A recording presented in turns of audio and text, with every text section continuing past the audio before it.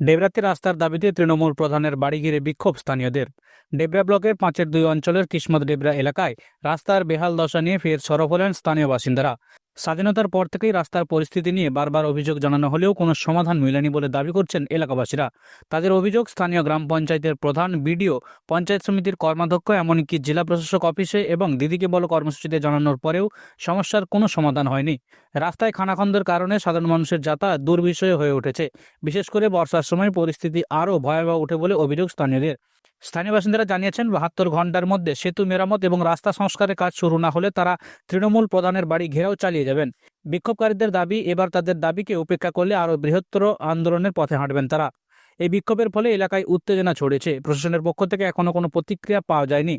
এলাকাবাসী তাদের দাবি আদায়ের জন্য এ ধরনের আন্দোলন যে আরও তীব্র হতে চলেছে তার ইঙ্গিত মিলেছে এদিনে। পঞ্চায়েত প্রধান তনুশ্রী দোলাই রাস্তার বেহাল অবস্থার কথা স্বীকার করে নিয়েছেন। তিনি বলেন, গ্রাম পঞ্চায়েতের দায়িত্ব পাওয়ার পর থেকেই ব্লক, জেলা এবং রাজ্য স্তরে চিঠি দিয়ে রাস্তা সংস্কারের দাবি জানিয়েছি আমি। তবে রাস্তাটির দূরত্ব বেশি হওয়ায় এটি 15তম অর্থ কমিশনের বরাদ্দ অর্থে নির্মাণ করা সম্ভব নয়। তিনি আরও জানান, এই রাস্তা মেরামতের দায়িত্বে জেলা পরিষদ বা পঞ্চায়েত সমিতিকে নিতে হবে।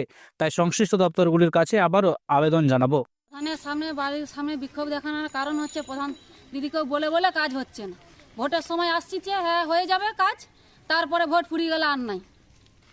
তাহলে আমরা এইরকম আবার সেই হচ্ছে প্রতিশ্রুতি দিল, আবার হচ্ছে ভোট এলো, ওইরকম ভোটের সময় প্রতিশ্রুতি দিল, আবার ভোট শেষ, প্রধান দিদি আর চিনছে না।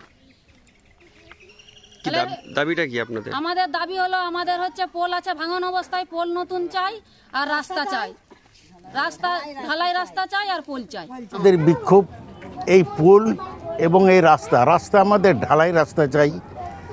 পোল আমাদের একদম জর্জীর্ণ হয়ে গেছে, পুলে মানুষ সাধারণত চলাফেরা করতে পারে না। কিছু বছর ধরে রাস্তা হয়নি, 70 বছর ধরে রাস্তা হয়নি।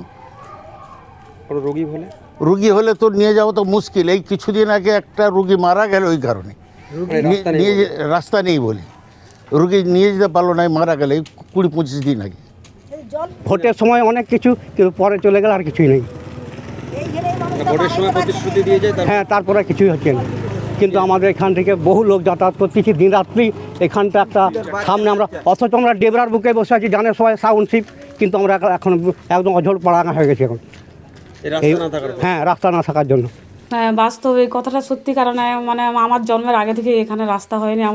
যখন আমার 16 তারিখ চাইসির হ্যান্ড ওভার হয়, তার 10 মাস থেকে আমি পূর্ত কর্মাধ্যক্ষ যে সমিতি আছে ওনাকে আমি চিঠি করি এবং তার এতেও আছে, আমি সেটা দেখাতে পারি আপনাকে। অঞ্চল থেকে যেহেতু 15-এর টাকা কম, এবার ওই টাকা থেকে এত বড় রাস্তা করা আমার পক্ষে সম্ভব নয়। কারণ ওখানেই টাকা শেষ হয়ে যায়, যেহেতু আমার 16টা সংসদ আছে, ওখানে ভাগ করতে হয়। যে কারণে এইটা ওই জন্য জেলায় আমি দিয়ে রেখেছি, ব্লকে দিয়ে রেখেছি। আবার এখানে পোলেরও একটু ভাঙন অবস্থা আছে, এটাও আমি চেষ্টা করছি। এমনকি আজকে এমএলএ স্যারের সঙ্গে আমার কথা আছে এই বিষয় নিয়ে। এবার আমার দিক থেকে আমার চেষ্টা চলছে। ডেবরা থেকে অমিত খিলাড়ির রিপোর্ট, দ্য মিদনাপুর টাইমস।